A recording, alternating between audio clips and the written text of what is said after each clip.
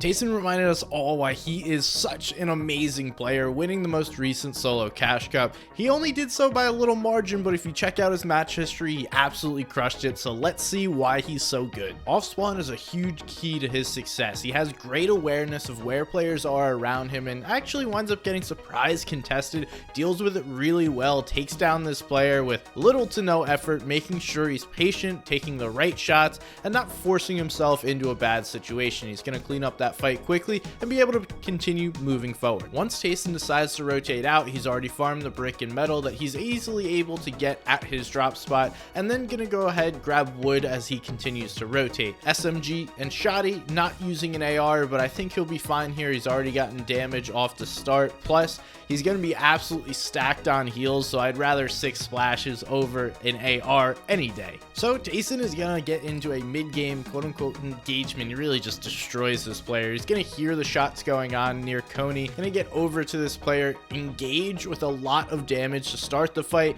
quickly piece this player, pop him, and this is huge because now he's gonna be able to get the grappler that he was not initially going to play with and immediately walk on out of there. He knows there's other players in the area. He does not want to get stuck in this area and just going to keep rotating after he won that fight. One thing that we see from top players, and including Tayson, is recognition of what is going to be around him. So in this case, he knows that he's going to walk right past Clownberries and he winds up getting tagged. So he sees the God Rock in front of him, knows he's going to rotate back towards it, going to build and brick, protect the Clownberries, get himself back to 200 effective HP, and then refarm that brick as he continues to go. A lot of top players have an acute awareness of where different materials can be farmed along their rotation paths and make sure they're using those to protect themselves, so that way they can refarm those materials along the way. It is really important to use these certain materials while you're rotating, knowing what's going to be in front of you. He's going to do this again where he temporarily bases because there's players in front of him. Let them move on. He's going to base on rocks, farm the brick, build and brick, and then continue moving on, wait in a bush until next zone appears. This is a perfect use of knowing what is around the map, having some patience just to let some players move around before you continue to make moves. Now, like we just talked about, he's going to base in an area that he knows he can refarm. Instead of just using things along the rotate to refarm, Tayson's going to go one step further. He's going to grab a high elevated position and then start to build in brick, knowing that there's rocks that he can farm and expand his base. So he uses brick to get to the brick. That makes sure his base is bigger, and he's gonna use some wood to get over to the house that's nearby, refarm that house, and now he has a massive area to play off of. So he's making sure that he is constantly focusing on refarming materials, being as healthy on materials as he can be throughout the entire game.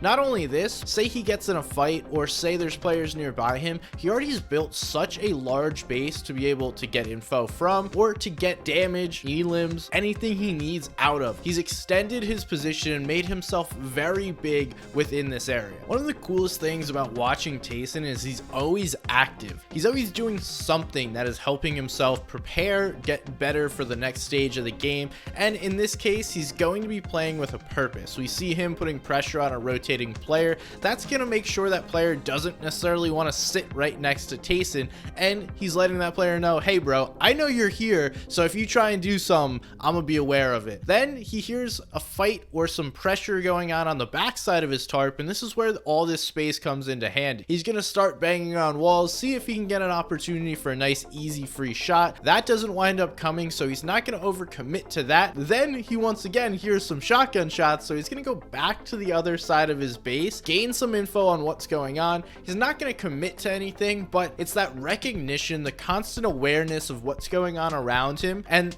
the purpose of doing things that will help him moving forward. Not necessarily going to be the most active, he's not taking fights, but it is helping him moving forward, knowing where players are, knowing that X player just got cracked, X player is in a fight. This is all helpful information, and he's taking all of this in as a cumulative info grab and using that to continue his game moving forward. Now we can watch Tayson just absolutely crush this fourth zone rotate. So he's going to move slightly slightly earlier, going to get through all his builds that he can to make sure he's protected as long as possible, and then run as far as he can. He comes to a position where you're not necessarily going to be able to run unless you're spending a bunch of builds, so that's where the grappler comes into handy. He's going to quickly use a few grapples to get himself into zone without spending a bunch of heals or a bunch of materials. Then he gets in, again building a nice big base for him to play off of. We can see he's on a somewhat elevated layer to allow himself to use the grapples moving forward. Now, this is a repeated pattern that Tayson does. I mean, for as long as I've watched him, he's always watching the backside of zone to make sure he's taking advantage of maybe a potential free elimp, or with the grappler, a free refresh. Always looking, putting pressure on those players, making it difficult for them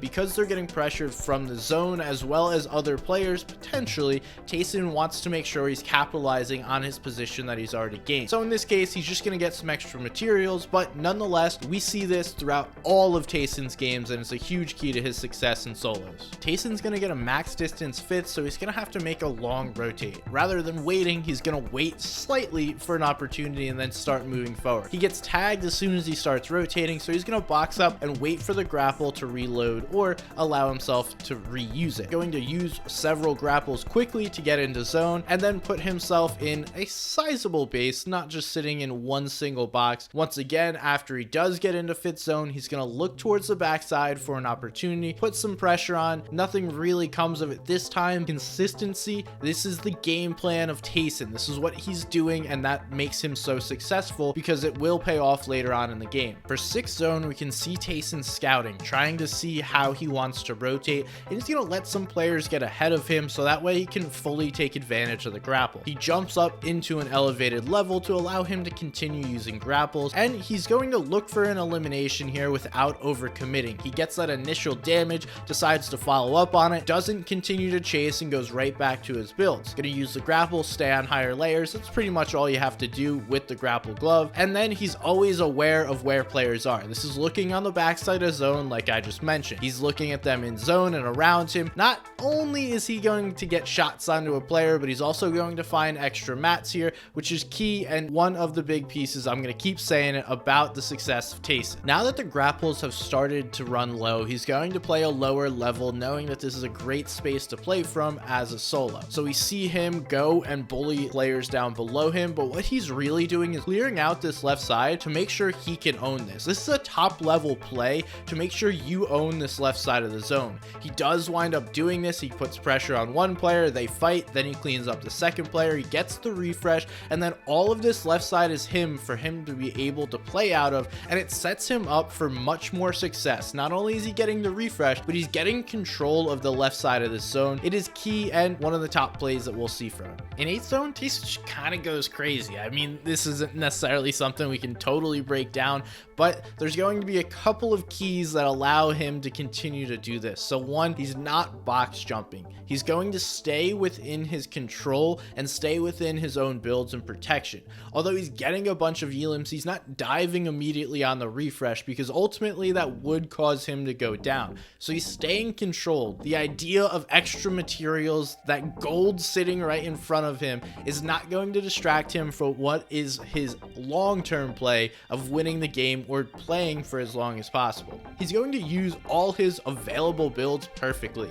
He's not going to overbuild. He's not going to run out of mats and then panic and jump in a play. He's going to be confident that he can use whatever builds he finally places down to play off of and get himself potential refreshes, elims, and put himself through the rest of this game, live as long as possible, because that's the name of the game. Now he's going to stay within his builds as they begin to run low and put pressure on other players. In 9th zone, he's once again going to stay poised. He stays within his builds, letting other players jump to the front side and fight one another. He's going to get some shots on them, but doesn't overcommit once again. Common theme that we've seen throughout this entirety watching Tayson. He jumps in when he absolutely has to, moves himself forward. He does get that first refresh, then lets the players come to him towards the end of the game. Honestly, he's a couple of seconds away from winning this game. If he's just able to build off Cade, who's jumping down on him, he's probably going to be able to win the match, but Cade does a nice job of jumping in once he hears that fight between Tayson and Queasy